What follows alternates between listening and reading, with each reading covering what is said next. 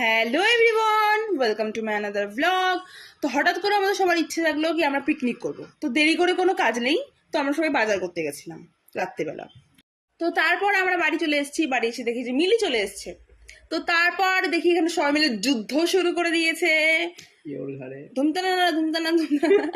তো তারপর আমরা সকল মিলে একটু কফি খাওয়ার উদ্দেশ্যে সৈকতকে বলে আমাকে কফি বানিয়ে দিতে।